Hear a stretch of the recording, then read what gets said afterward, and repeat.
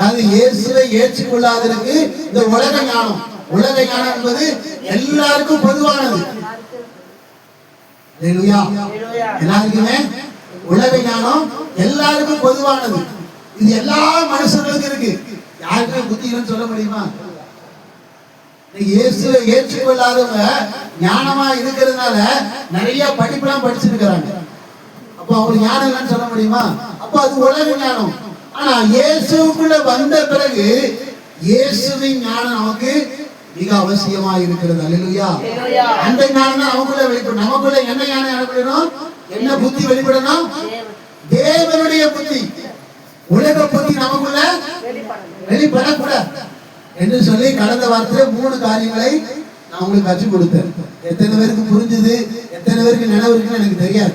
இது நினைவுல வைத்துக் கொண்டு அது உங்களுக்கு ஆசீர்வாதம். அல்லேலூயா. நமக்கு தேவனுடைய புத்தி தான் நமக்குள்ள இருந்து என்ன செய்யணும்?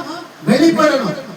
உலக புத்தி நமக்கு ஏனென்றால் நாம் யாருக்குரியவர்கள்? ஆண்டவருக்குரியவர்களாய் இருக்கிறதுனால், தேவனுடையவர்களாய் நாம் இருக்கிறதுனால நமக்குள்ள இருந்து வெளிப்படுகிற ஞானமோ அந்த புத்தி என்னவா இருக்கணும்? கர்த்தருடையதா இருக்க வேண்டும். அல்லேலூயா. உலக புத்தி நமக்குள்ள வரக்கூடாது. அதுக்கு ஆதாரமா வசனம் எடுத்துக்கொள்வோம். யாக்கோபு 3ஆம் அதிகாரம்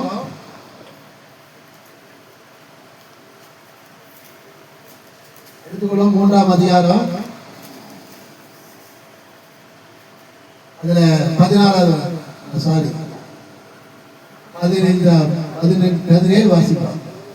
அதத்திலிருந்து யாக்கோபு 3ஆம் அதிகாரம் 17வது வசனம், பக்கம் 315. புதிய ஏற்பாடு பக்கம் 315.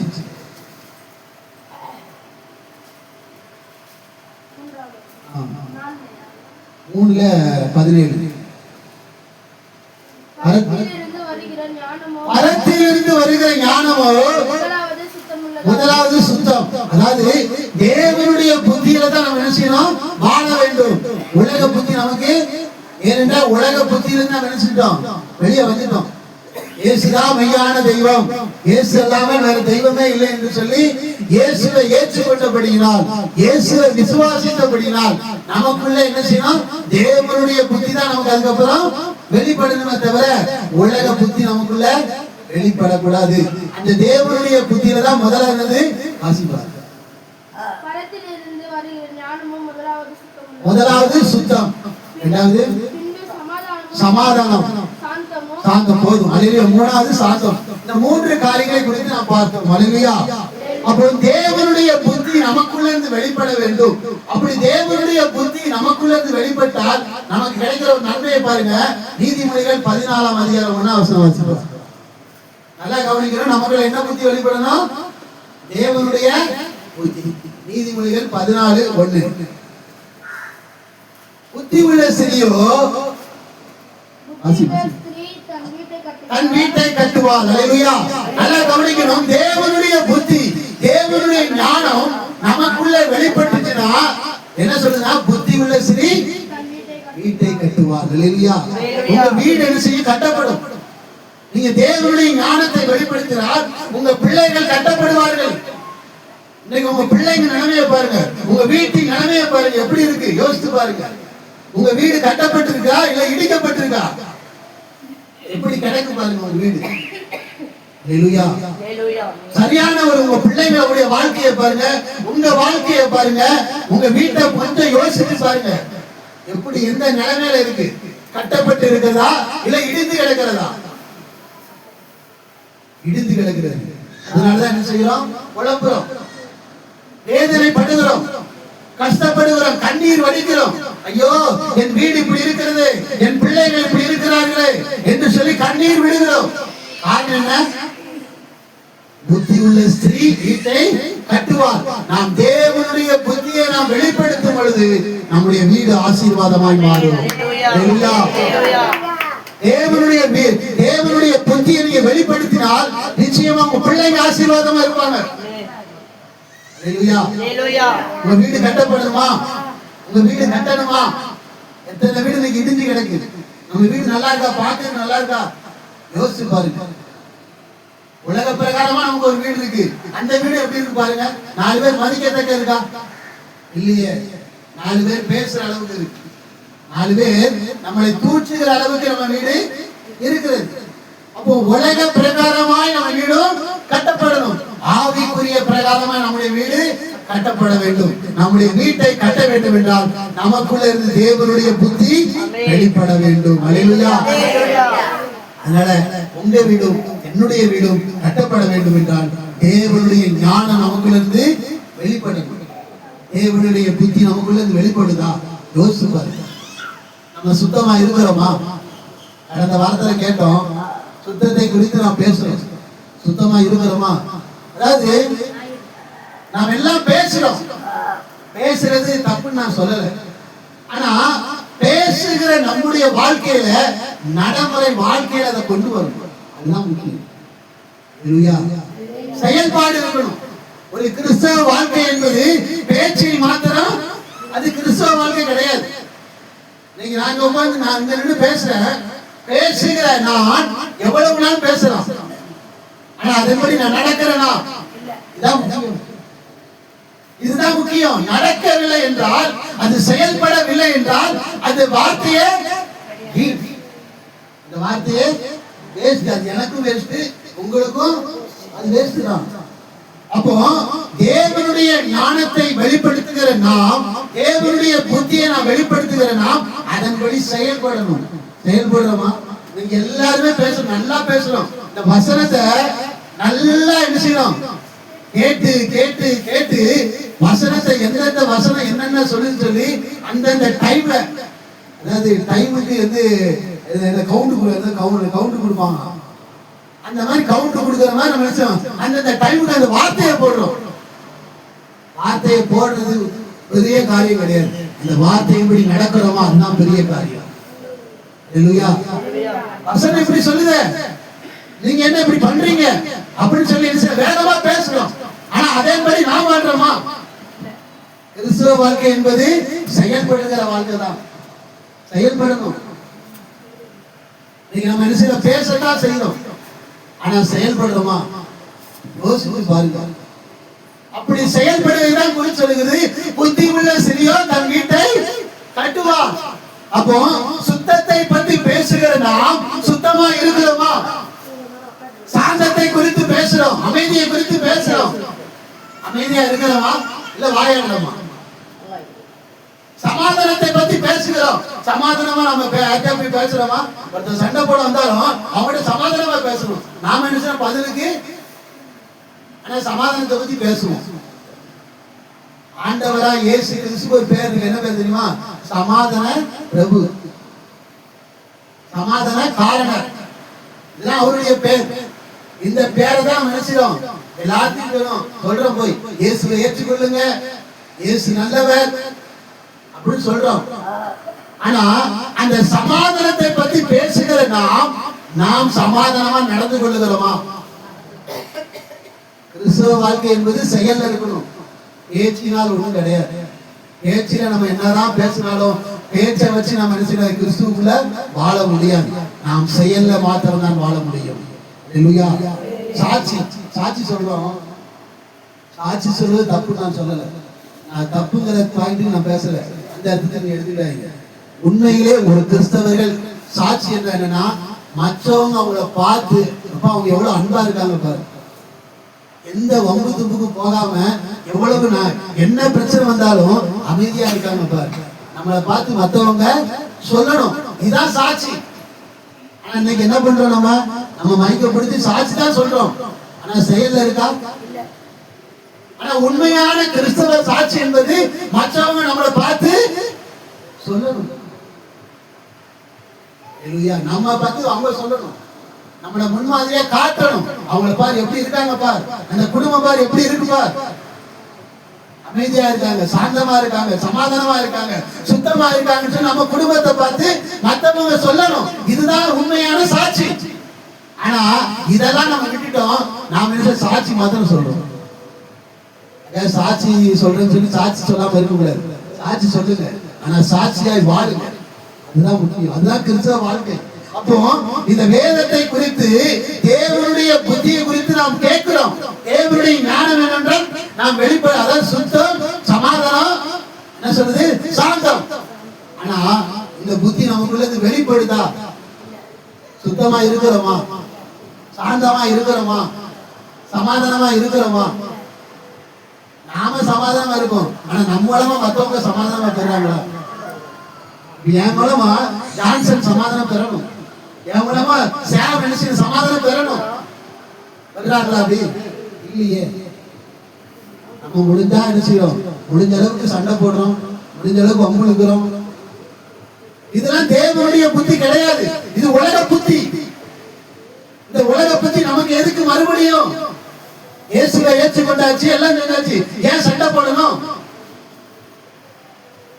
இதுதான் வேதம் சொல்லுகிறது. அல்லேலூயா. அதனால தேவனுடைய புத்தியை நீங்க வெளிப்படுத்தினால் உங்க வீடு கட்டப்படும், உங்க பிள்ளைங்க கட்டப்படுவாங்க, உங்க குடும்பத்துல எந்தெந்த காரியம் இடிக்கப்பட்டிருக்கிறதோ அது எல்லாம் மறுபடியாக தேவன் கட்டுவார். அல்லேலூயா. உங்க குடும்பத்துல எந்தெந்த காரியம் உடைக்கப்பட்டு இடிக்கப்பட்டு, ஐயோ என் குடும்பம் உடைந்து கிடக்கிறது, என் குடும்பமானது இப்படிப்பட்ட ஒரு சீர்கெட்ட நிலைமையில காணப்படும் சொல்லி கண்ணீர் விடுங்க. நீங்க இன்றைக்கு ஒப்பு கொடுங்க. தேவனுடைய ஞானத்தை மாத்திரம், தேவனுடைய புத்தியை மாத்திரம் வெளிப்படுத்தும் சொல்லி ஒப்பு கொடுத்து பாருங்க. நிச்சயமா உங்க வீடு கட்டப்படும், உங்க வாழ்க்கை கட்டப்படும், நிச்சயமா கட்டப்படும். பிள்ளைகளை குறிச்சு கண்ணீர் விடுங்க. என் பிள்ளைய பாருங்க, என் பையனுடைய நிலைமையை பாரு, என் பொம்பளை பெண்ணுடைய நிலைமையை பாருங்க, இவ்வளவு மோசமா இருக்கிறது என்று சொல்லி கண்ணீர் விடுறோம். உங்க பிள்ளைங்க கட்டப்படணுமா? தேவனுடைய ஞானத்தை வெளிப்படுத்துங்க, அதை வெளிப்படுத்துங்க. அதுக்கு ஆதாயம் அதுதான். நீங்க தேவனுடைய புத்தியை வெளிப்படுத்த உங்க பிள்ளைகள் கட்டப்படுவார்கள், உங்க குடும்பம் கட்டப்படும். எவ்வளவு பெரிய ஆசீர்வாதம் தெரியுமா அது? உங்க குடும்பம் கட்டப்பட்ட ஒரு குடும்பமாய், உங்க வீடு கட்டப்பட்ட வீடா இருக்கும்போது எத்தனை பேர் உங்களை பார்த்து எவ்வளவு சாட்சியா பேசுவாங்க தெரியுமா? யோசிச்சு பாருங்க. இன்றைக்கு உங்க குடும்பத்தை பத்தி எப்படி பேசுறாங்க யோசிச்சு பாருங்க. உங்க குடும்பம் கட்டப்படணும், உங்க வீடு கட்டப்படணும், உங்க பிள்ளைகள் கட்டப்படணும், இடிக்கப்படக்கூடாதுங்க. கர்த்தருடைய பிள்ளைகள், அதாவது ரட்சிக்கப்படுவதற்கு முன்னாடி நாம் இடிக்கப்பட்டவர்கள். நம்மளை எப்படி இருந்தோம்? இடிக்கப்பட்டவர்களாய். எல்லாரும் நம்மை இடித்து தள்ளிவிட்டார்கள். ஆனா இயேசுவை என்றைக்கு ஏற்றுக்கொண்டோமோ அன்றைக்கு நாம் கட்டப்பட்டு விட்டோம். அல்லேலூயா. நாம் கட்டப்பட்டவர்கள். அல்லேலூயா. நாமத்தை நம் மூலமா அநேக பேர் கட்டப்பட வேண்டும். அல்லேலூயா. அப்போ தேவனுடைய ஜனமாய் இருக்கிற நாம் தேவனுடைய ஞானத்தை நாம் வெளிப்படுத்தணும், தேவனுடைய புத்தியை நாம் வெளிப்படுத்தணும். இதை விட்டுட்டு ஆரம்ப காலத்தில் இருந்த அதே புத்தியை நாம் வெளிப்படுத்த கூடாது. அல்லேலூயா. அப்பவும் அப்படித்தான் இருந்தேன், இப்பவும் அப்படித்தான் இருப்பேன்னா அதுல ஒரு பிரயோஜனம் கிடையாது, ஒரு பிரயோஜனமும் கிடையாது. நான் அப்படித்தான் இருப்பேன் அப்படின்னா அது ஒரு பிரயோஜனமும் கிடையாது. உங்க வீடு கட்டப்படாது, உங்க வீடு கட்டப்படணுமா? தேவனுடைய ஞானத்தை வெளிப்படுத்துங்க. அல்லேலூயா. அந்த யாக்கோபு எழுதின அந்த நிருபத்தை எடுத்துக்கோங்க, அந்த வசனத்தை வாசிப்போம். 3:17. பரத்திலிருந்து வருகிற ஞானமோ முதலாவது சுத்தமாயும் பின்பு சமாதானமும் சாந்தமும் இணக்கம் உள்ளது. அல்லேலூயா. போதும். அல்லேலூயா. அப்போ தேவனுடைய புத்தியை குறித்து கடந்த வாரத்திலிருந்து நாம் தியானித்துக் கொண்டிருக்கிறோம். இந்த வாரத்திலே தேவனுடைய புத்தி என்னவென்று சொல்லி பார்க்கும்போது அடுத்து 4வது காரியமாக என்ன சொன்னார்? இணக்கம். இணக்கம். இணக்கம் என்றால் என்னது? இசை. இணைந்து இருக்க வேண்டும். தேவனுடைய ஞானம் என்னது? இணைந்து இருப்பது, இசைத்து இருப்பது. புரியுதா? புரியலையா? எப்படி இருக்கணும்? இசைத்து இருக்கணும். அதாவது அதுக்கு எதிர்ப்பு சொல்லுன்னா பிரிந்து இருக்க கூடாது. எப்படி இருக்க கூடாது? பிரிந்து இருக்க கூடாது.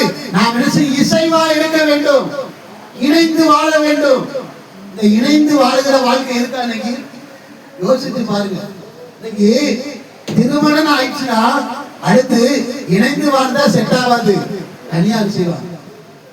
வைத்து விடலாம், தனியா வச்சுட்டா பிரச்சனை இல்லை அப்படின்னு சொல்லி நினைச்சோம். இன்றைய காலகட்டம் இந்த சூழ்நிலை அப்படி செய்யறாங்க, அதை விட்டுவோம் நம்ம, அது வேற. ஆனா ஒரு குடும்பம் இருந்தா குடும்பத்தில் எப்படி இணைந்து இருக்க வேண்டும்.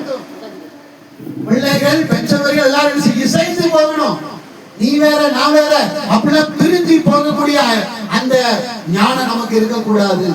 அல்லேலூயா. இது உலக ஞானம். பிரிந்திருப்பது உலக ஞானம். இசைந்து வாழ்வது தேவனுடைய ஞானம். அல்லேலூயா. இசைந்து வாழ்றோமா நம்ம, இல்ல பிரிந்து வாழ்றோமா? குடும்பத்தை நம்ம பிரிக்கணும்னு நினைக்கிறோம். நம்ம குடும்பம் பிரியக்கூடாது, நம்மளால மற்றவங்க குடும்பமும் பிரியக்கூடாது. இன்னைக்கு குடும்பத்தை பிரிச்சுதான் நம்ம காணப்படும். குடும்பங்களை பிரிக்கிறோம், நம்மளை அறியாமே நம்ம பிரித்து கொண்டிருக்கிறோம் குடும்பத்தை. இதெல்லாம் தேவனுடைய ஞானமே கிடையாது. முடிந்த அளவுக்கு மற்ற குடும்பங்களை சீர்படுத்தி பாருங்க. பிரிக்க பார்க்காதீங்க. பிரிக்கிறது பிசாசுடைய வேலை, சேர்க்கிறது ஆண்டவருடைய வேலை. அதான் சொல்லுகிறது, தேவன் இணைத்ததை மனுஷன் பிரிக்க கூடாது. ஆனா இன்னைக்கு மனுஷன் பிரிக்கிறான். தேவன் இணைக்கிற தேவன். நம்முடைய தேவன் என்ன தேவன்? இணைக்கிற தேவன். மனுஷன் பிரிக்கிறவன். நம்ம எப்படி இருக்கிறோம் யோசிச்சு பாருங்க. பிரிக்கிறோமா இணைக்கிறோமா? இன்னைக்கு நிறைய சபையில கூட பிரிக்கிறோம். அவங்க தாழ்ந்தவங்க, அவங்க உயர்ந்தவங்க, அவங்க பணக்காரங்க, அவங்க ஏழைங்க, பிரிக்கிறோம். பிரிக்கிறோமா இல்லையா? அவங்க படிச்சவங்க, அவங்க படிக்காதவங்க, இப்படி நாம் பிரிச்சு பிரிச்சு பிரிச்சு பார்க்கிறோங்க சபையில. இது கர்த்தருடைய ஞானமே? சொல்லுங்க, கர்த்தருடைய ஞானமே கிடையாது. நாம நினைக்கலாம் நான் கர்த்தருடைய ஞானத்தை வெளிப்படுது நான் நினைக்கலாம். ஆனா பிரிக்கிற நான் பிசாசுடைய ஞானத்தில் இருக்கிறேன். என்ன ஞானத்தில் இருக்க? பிரிக்கிற ஞானம், பிரிக்கிற காரியம் உங்கள்கிட்ட இருக்கா? உங்களுக்குள்ள என்ன புத்தி இருக்கு? பிசாசின் புத்தி. இன்னும் உங்களுக்கு புரியும், பேய் புத்தி. என்ன புத்தி? பிரிக்கிற என்ன இருக்கா? பிரிச்சு பார்க்கணும் நினைக்கிறீங்களா? அப்ப உங்கள்கிட்ட என்ன இருக்கு? பேய் இருக்கு. என்ன இருக்கு? பேய். புரியும். பிசாசுனா உங்களுக்கு அவ்வளவு சீக்கிரம் புரியாது. உங்களுக்கு என்ன இருக்கு? பேய் இருக்குன்னு அர்த்தம். பேய் வேணுமா வேண்டாமா? அது உங்க இஷ்டம். பேய் வேணா வச்சுக்கோங்க, பேய் வேணா விட்டுருங்க. பேய் வேண்டாம் நினைச்சா யாரையும் பிரிக்காதீங்க, இணைத்து பாருங்க. பேய் தான் வேணும்னு சொன்னா பிரிங்க கிடங்க.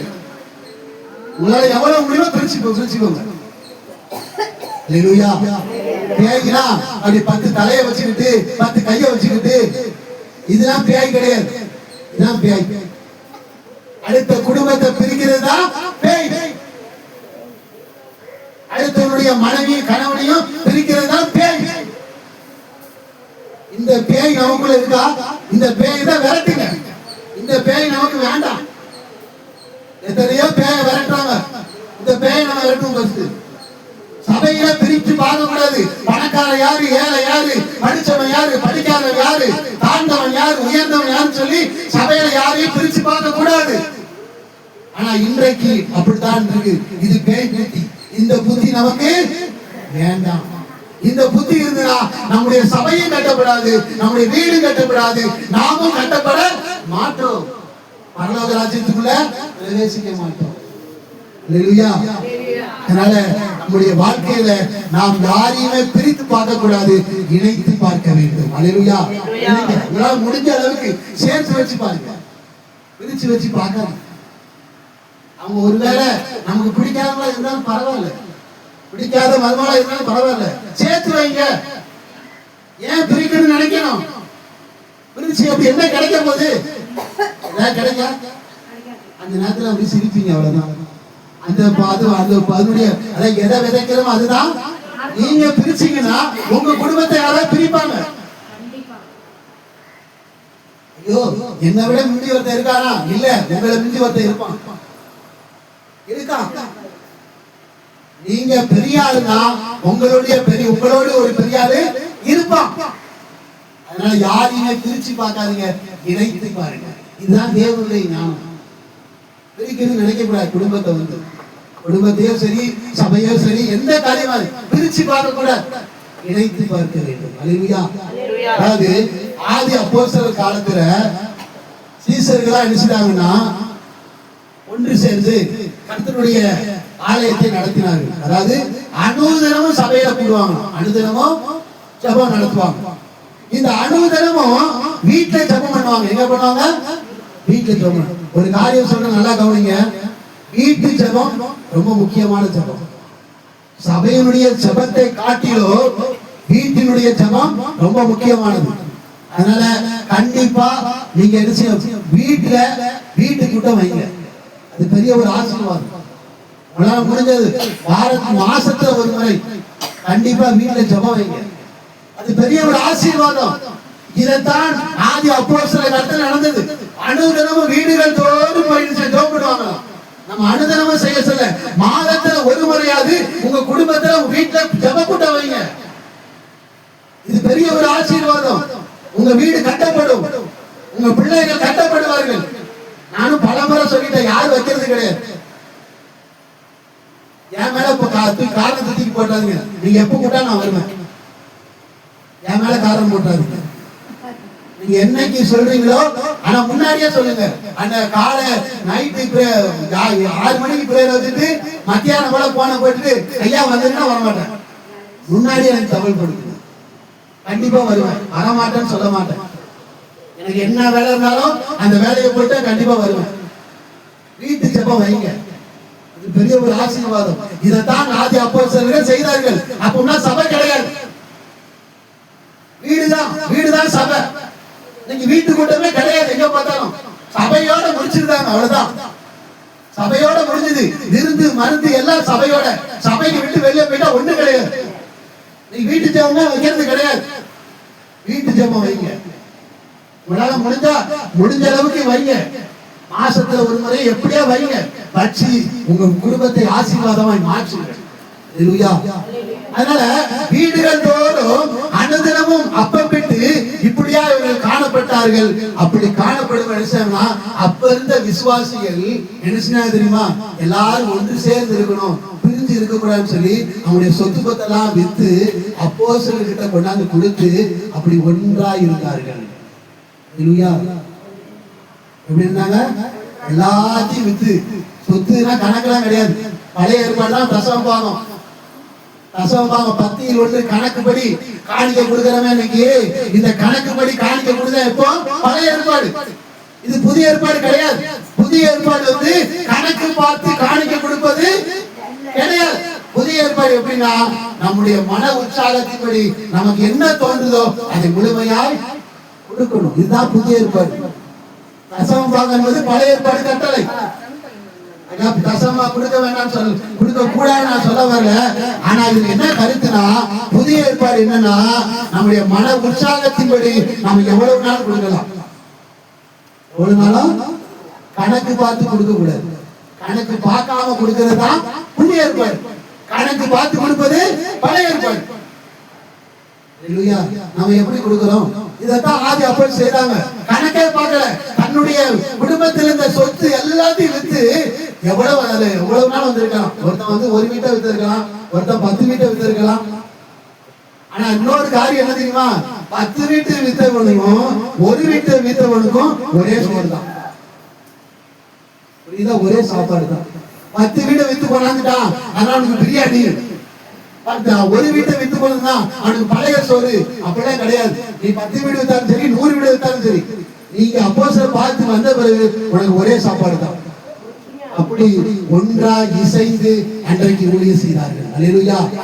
அதனால கண்டிப்பா தேவ ஜனமா இருக்கிற நாம் இசைந்து வாழ வேண்டும், பிரிந்து வாழணும் நினைக்க கூடாது. இது தேவனுடைய புத்தி கிடையாது. பிரிந்து போவாதீங்க, இசைந்து வாழுங்க, ஒற்றுமையா இருங்க, பிரிச்சு பார்க்காதீங்க. அது ரொம்ப தப்பு. அதாவது பழைய ஏற்பாடுல ஆபிரகாம் பத்தி பேசியிருக்கு. ஆபிரகாம் நல்ல ஒரு விசுவாசி. அதாவது விசுவாசத்தின் தகப்பன் யாரு? ஆபிரகாம். இந்த ஆபிரகாமுடைய மந்தை மேய்ப்பருக்கும், அதாவது ஆபிரகாமோடு கூட இருந்த லோத்து அவனுடைய அண்ணன் பையன் தான். யாரு கிடையாது. அவருக்கும் அவருடைய மந்தை மேய்ப்பருக்கு என்ன வந்துச்சு? சண்டை வந்துருச்சு, வாக்குவாதம் வந்துருச்சு. என்ன வந்துருச்சு? வாக்குவாதம் வந்துருச்சு. அல்லேலூயா.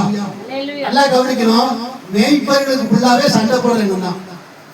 மேய்ப்பர்னா உங்களுக்கு புரியுமா? புரியுதான்? மேய்ப்பர் யார் தெரியுமா? பாஸ்டர், ஊழியக்காரங்க. இன்னைக்கு ஊழியக்காரங்க எப்படி சண்டை போடுறாங்களோ அதே போல ஆபிரகாம் காலத்திலயும் சண்டை போட்டுக்கிட்டு இருக்காங்க. அல்லேலூயா. இது எவ்வளவு பெரிய வேதனை தெரியுமா? ஊழியக்காரங்க சண்டையே போடக்கூடாது. ஊழியக்காரங்கன்னா எல்லாருமே ஊழியக்காரங்க. கிறிஸ்துவின் பிள்ளைகளா இருக்கிற எல்லாருமே ஊழியக்காரங்க தான். ஊழியக்காரங்களுக்குள்ள யாருக்குமே என்ன வரக்கூடாது? வாக்குவாதமே வரக்கூடாது. இதான் தேவன் விரும்புகிறார். அல்லேலூயா. ஆனா இன்னைக்கு பாருங்க, நீ அப்படி இருக்கா? பெரிய ஊழியக்காரங்க சொல்லுவாங்க, ஆனா அவங்க போடுற சண்டைக்கு பார்த்தா கணக்கே இல்லை. ஆனா கேட்டா யாரு? நான் கிறிஸ்துவின் ஊழியக்காரன்.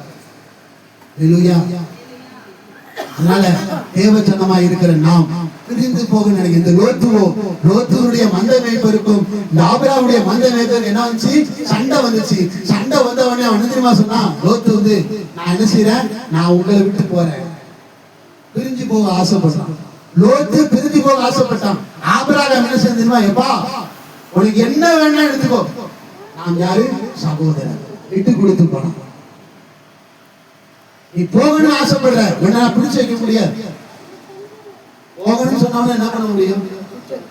போய்க்கோ. ஆனா அவன் எதையுமே வந்து ஒரு தீர்மானமாய் நீ இதைத்தான் வச்சுக்கணும், இதான் உனக்குரியது அப்படின்னு அவன் சொல்லல. உனக்கு என்ன வேணாலும் எடுத்துக்கோ. உனக்கு அதாவது வடக்கு பகுதி வேணுமா எடுத்துக்கோ, தெற்கு பகுதி வேணுமா எடுத்துக்கோ, கிழக்கு பகுதி வேணுமா எடுத்துக்கோ, மேற்கு பகுதி, உனக்கு எந்த பகுதி வேணுமோ இல்ல மொத்தமா எடுத்துக்கணும், எடுத்துட்டு போ. நாம் யாரு? சகோதரன். நல்லா கவனிக்கணும். ஒரு கிறிஸ்தவர்களா இருக்கிற நாம் எல்லாருமே பொதுவா சொல்றேன், நாம் இயேசு கிறிஸ்துவின் ரத்தத்தினால் நீக்கப்பட்ட நாம், நமக்குள்ள ஒரே ஒரு மைண்ட் இருக்கு. என்ன தெரியுமா இருக்கணும்? நாம் சகோதரர். என்னன்னா பெண்கள் வந்து சகோதரி, ஆண்கள் சகோதரி. இந்த எண்ணம் இருந்துச்சுன்னா நமக்கு பிரிவினை வராது. இந்த எண்ணம் நமக்கு இல்லை. இன்னைக்கு ஒரு வீடு, ஒரு குடும்பம், 3 அக்கா தங்கச்சி, ஒரு அண்ணன் தம்பி எல்லாம் இருக்கான்னு வச்சுக்கோங்க குடும்பத்துல. அவங்க யாரு? ஒரே சகோதரி சகோதரன். என்னதான் சண்டை போட்டாலும் விட்டு கொடுத்து பிரிஞ்சு போயிருவோமா? இன்னும் புரியுதுக்காது. ஆட்டுக்கறிக்கு அடிச்சா கோழிக்கறிக்கு சேர்ந்துப்பாங்க, கோழிக்கறிக்கு அடிச்சா ஆட்டுக்கறிக்கு சேர்ந்துப்பாங்க, சேரா மாத்திரம் இருக்க மாட்டாங்க. அப்போ சபைக்கு வருகிற நாமும் அப்படிப்பட்ட ஒரு எண்ணத்தோடு நம்முடைய சகோதரர், நம்முடைய சகோதரி அப்படின்னு சொல்லி கிறிஸ்தவர்களா இருக்கிற எல்லாருமே அப்படி பார்த்துட்டா பிரிவு வருமா? பிரிவு வராது. இன்னைக்கு ஆனா பிரிவு இருக்கு பாருங்க. நான் யாரு? பெந்தேகோஸ்தே சபை, நான் ஆர்சி சபை, நான் சிஎஸ்ஐ சபை. ஆண்டவர் அப்படி சொல்லியிருக்கிறாரா? ஆண்டவர் எங்கேயாவது நான் பெந்தேகோஸ்தே பாஸ்டர் ஆண்டவர் சொல்லியிருக்கிறாரா? இல்லையே. பிரிச்சு பார்க்கல ஆண்டவர். நாம் எல்லாரும், நம்ம எல்லாருக்கும் ஒரு சகோதரன் யாரு? மூத்த சகோதரன் யாரு? இயேசு. அவர் பிரிச்சு பார்க்கல. அவர் வந்து பெந்தேகோஸ்தே ஜனங்களுக்கு மாத்திரம் தான் நான் சகோதரன் அவர் சொல்லல. இயேசு கிறிஸ்துவின் ரத்தத்தினால் நீக்கப்பட்ட எல்லாருக்குமே நான் யாரு? சகோதரன். இந்த எண்ணத்துல நாம் இருக்கணும். சபைக்கு வருகிற எல்லாருக்குமே நமக்குள்ள ஒரு எண்ணம் இருக்கணும், நாம் சகோதரர். அந்த எண்ணம் நமக்கு இருக்கா? அப்படி என்ன இருந்தா நம்ம பிரிச்சு பார்க்க மாட்டோம். அவன் படிச்சிருக்கா, அவன் படிக்கல, அவன் படிச்சவன், அவன் படிக்காதவன், அவன் தாழ்ந்த ஜாதி, அவன் மேல் ஜாதி, இதெல்லாம் நம்ம நினைச்ச மாட்டோம். இந்த பிரிவுலாம் நமக்குள்ள வராது.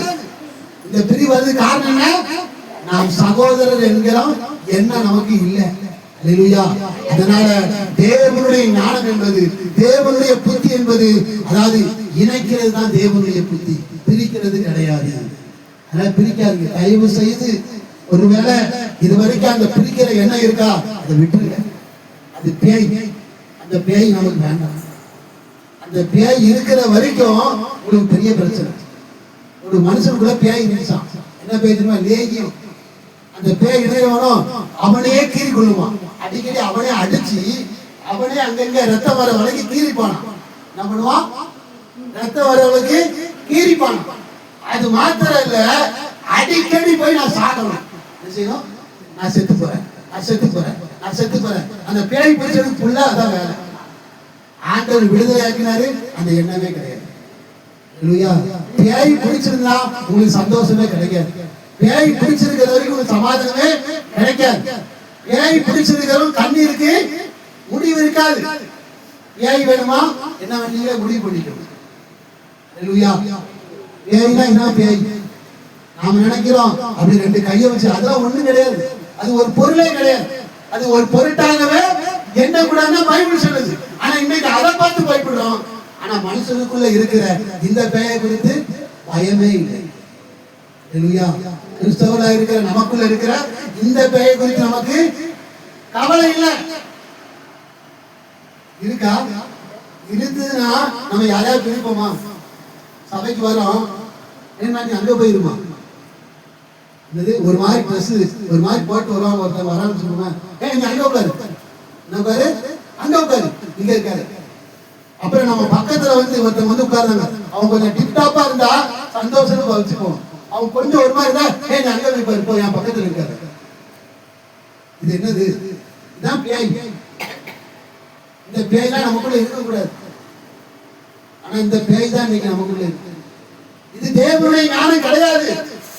தேவனுடைய ஞானம் என்பது யாரையுமே பிரித்து பார்க்காது. மனுஷருக்குள்ள பிரிவை பார்ப்பது பேய். மனுஷருக்குள்ள பிரிவை பார்க்காதுங்க. ஆண்டவர் அப்படி பிரிவை பார்த்திருந்தா உங்களை என்ன ரட்சிக்க முடியுமா? யோசிச்சு பாருங்க. நம்ம செய்யாத நான் செய்யாத பாவமா? நான் அப்படிதான் சொல்ல முடியும். எவ்வளவு பாவம் யோசிச்சு பார்த்தா கணக்கு கிடையாது. ஆனா ஆண்டவர் என்னை நேசித்தாரா இல்லையா? அதே மாதிரிதான் உங்களையும் ஆண்டவர் உங்களை வேண்டாம் பிரிச்சு பார்த்திருந்தா ஆண்டவர் அதான் ஆண்டவர் பரிசுத்த தெய்வம். அவர் பரிசுத்த தெய்வம். இன்னும் ஒருபடி சொன்னா அவர் அவருடைய ஜனங்களுக்காக, இஸ்ரவேல் யூதர்களுக்காக அவர் இருந்தார். யூதர்களுக்காக தான் வந்தார். அவர் மேல் ஜாதி.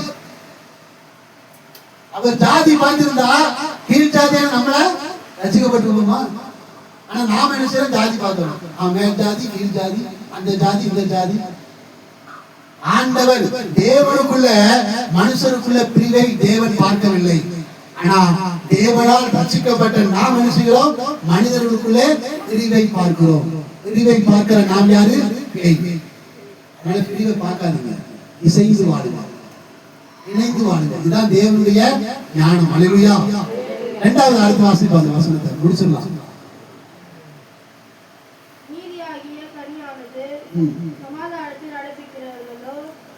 சமாதானத்திலே விதைக்கப்படுகிறது.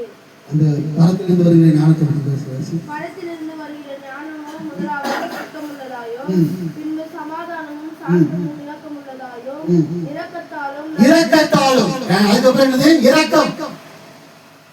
தேவனுடைய ஞானம் என்னது? இரக்கம். அப்ப முதலாவது சுத்தம், சாந்தம், சமாதானம், இணக்கம். அடுத்தபடியாக சொல்லி இரக்கம். இரக்கம் இருக்கா? ஹல்லேலூயா. இரக்கம் என்பது என்னவென்றால், அதாவது ஒரு மனுஷன் தேவையோடு வரும் பொழுது அந்த தேவையோடு வர மனுஷன் உதவி செய்யறது தெரியுமா? அதுதான் இரக்கம். தேவையோடு வருவது யாருக்கு? தேவைன்னு சொல்லி ஒருத்தர் வரா தெரியுமா? அவளுக்கு உதவி செய்யறவன் அது பெயர் தான் என்னது? இரக்கம். அப்படி செய்யறோமோ? தேவையோடு ஒருத்தன் வந்தாங்கன்னா நாம என்ன செய்யறோம்?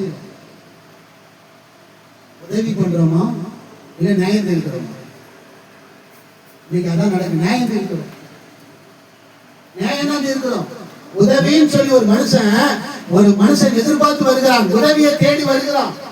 எனக்கு இவங்க உதவி செய்ய மாட்டாங்களா, இவர்களிடத்தில் எனக்கு ஒரு உதவி கிடைக்காதா என்று சொல்லி மனுஷன் நாடி வரான். நாம என்ன செய்ய தெரியுமா? அவனை நியாயம் தீர்க்கிறோம். உனக்கு வேணும், என்ன வேணும்? உனக்கு வேணும். நீ செஞ்ச காரியம் அப்படி, நீ செஞ்ச அட்டுழியம் அப்படி, இப்படித்தான் நியாயம் தீர்க்கிறோம். அது அவனுடைய காரியம். அது தேவன் பார்த்துக் கொள்வான். யார் பார்த்துக் கொள்வான்? அவன் அட்டுழியம் பண்ணினாலும் அவன் சும்மா இருக்க மாட்டேன். எப்படி செய்தாலும் அதுக்கு கணக்கு யார்கிட்ட கொடுக்கணும்? தேவன்கிட்ட கொடுக்கணும். ஆனா நீங்கள் நான் என்ன செய்யணும்? அவன் தேவையோடு ஒரு மனுஷன் நம்ம முன்னாடி தேவையோடு நிற்கும் பொழுது அவனுக்கு உதவி செய்யணும். இதுதான் தேவனுடைய இரக்கம். அதை விட்டு கேள்வி கேட்கிறது. எவ்வளவு கேள்வி கேட்கிறோம்? கேட்கிறோமா இல்லையா? என்னமோ நீங்களா கரெக்டா இருக்கிற மாதிரி இருக்கு. நீங்க பேசுறீங்க, நீங்க இருக்கிற பார்த்தா அப்படிதான் இருக்கு. நான் எங்க கேள்வி கேட்க, நான் எங்க நியாயம் இருக்கிற மாதிரி இருக்கு. இன்னைக்கு அப்படிதான் நம்ம இருக்கிறோம். நான் என்ன சேர்த்தா சொல்றேன், அப்படிலாம் இருக்கும். இது தேவனுடைய ஞானம் கிடையாது.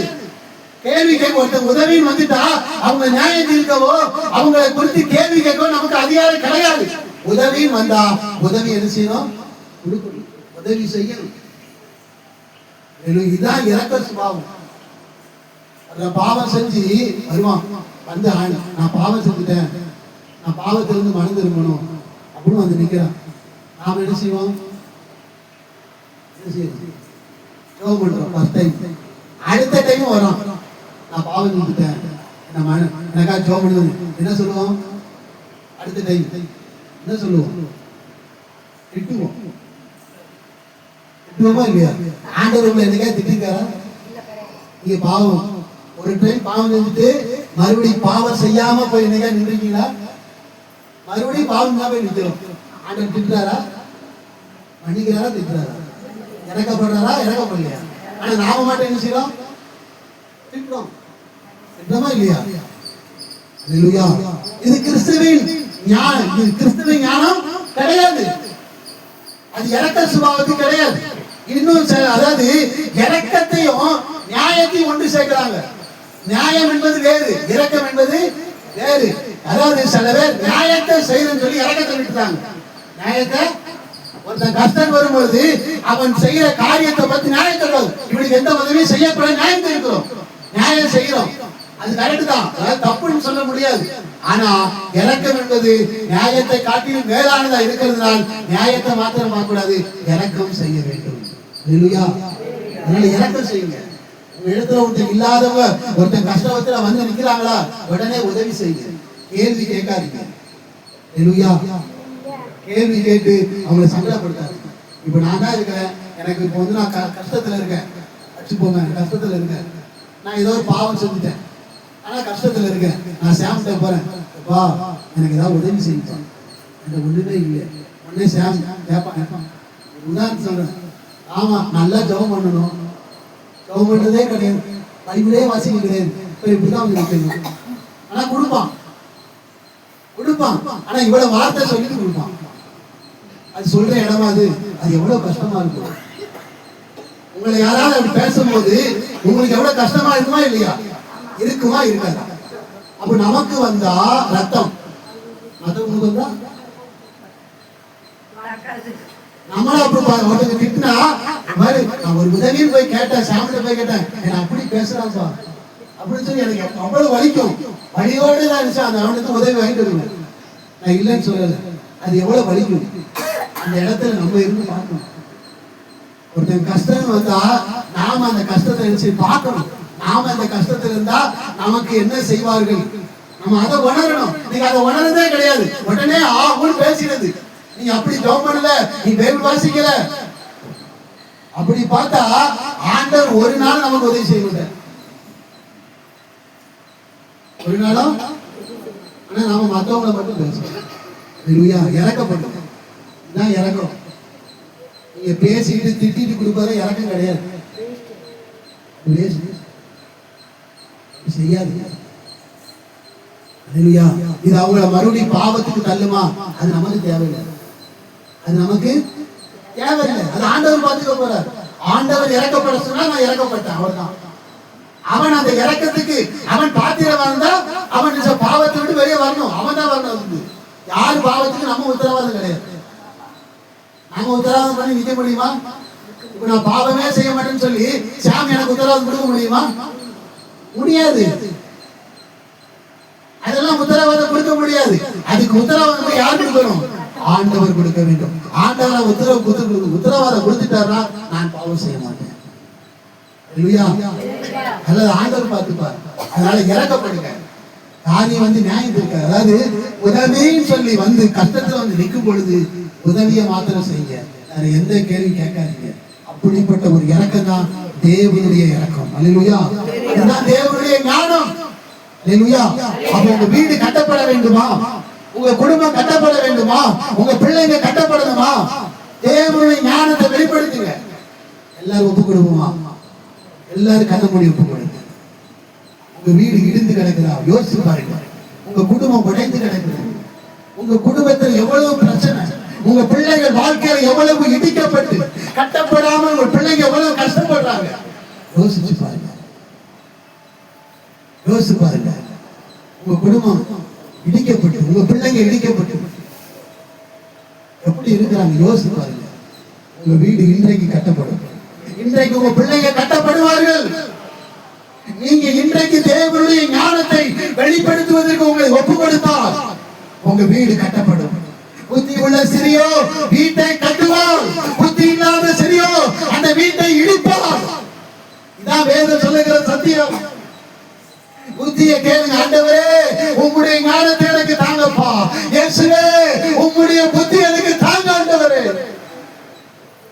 கேளுங்க கேளுங்க. உலக புத்தி வேண்டாம், உலக ஞானம் உங்களுக்கு வேண்டாம்.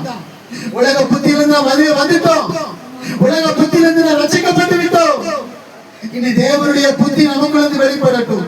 இயேசுவே உம்முடைய ஞானத்தை நான் வெளிப்படுத்த எனக்கு கிருபை தாரும். கேளுங்க கேளுங்க. உங்க வீடு கட்டப்படும். இடிக்கப்பட்டு கிடக்கிற உங்க வீடு இந்த நாளில் கட்டப்படும். இது நிச்சயமா நடக்கும். வானமோ பூமியோ ஒழிந்து போனாலும் தேவனிடத்திலிருந்து வருகிற ஒவ்வொரு வார்த்தையும் அப்படியே நிறைவேறும்.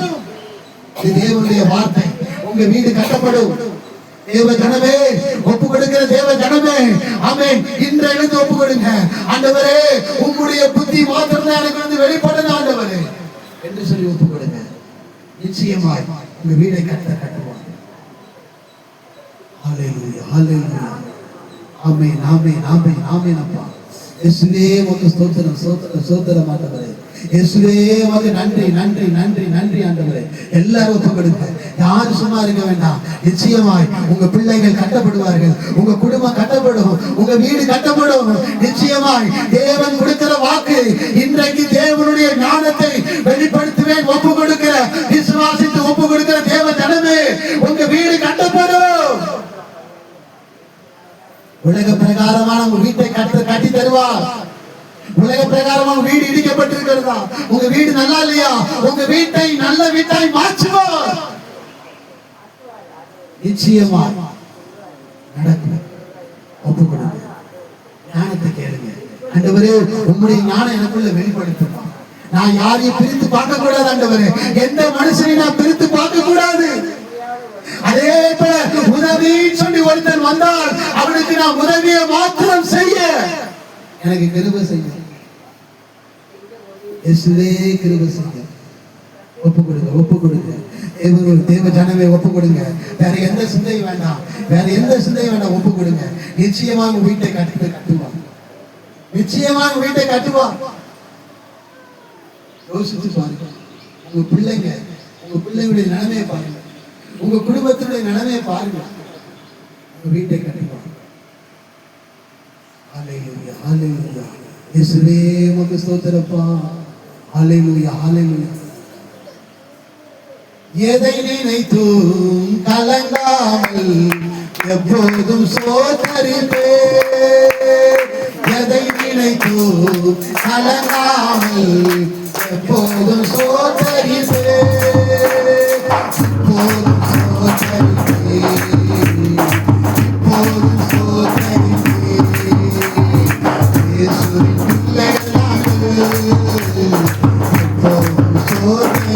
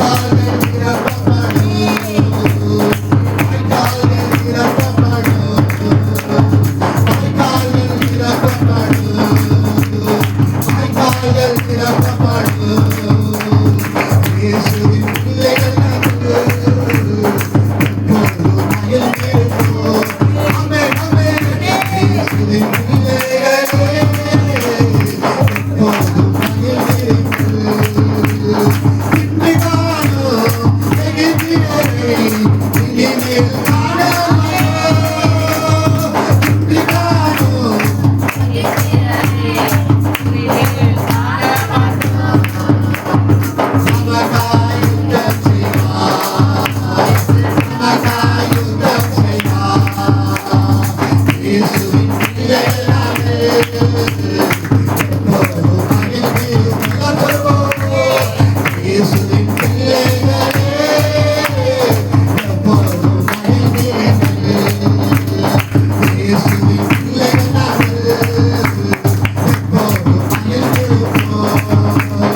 இயேசுவின் பிள்ளைகளே எப்போதும்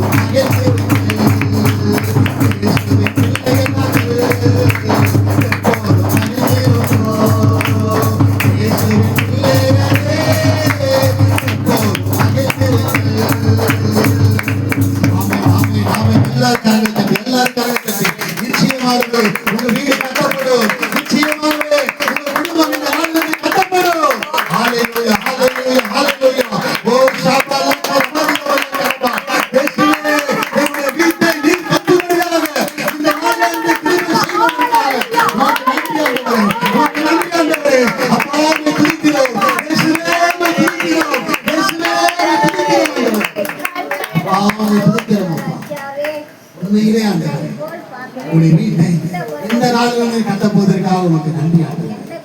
நன்றி ஆண்டவரே. எல்லாரும் அப்படியே நம்முடைய வலது கரத்தை உங்களுடைய இருதயத்துக்கு நேராக வைங்க. உங்க இருதயத்துக்கு நேராக ஆமே ஆமே நான் சொல்றபடி சொல்லுங்க. என் வீட்டை நிச்சயமாகவே கர்த்தர் இந்த நாள்களில் கட்டுவார். ஆமென் ஆமென் ஆமென்.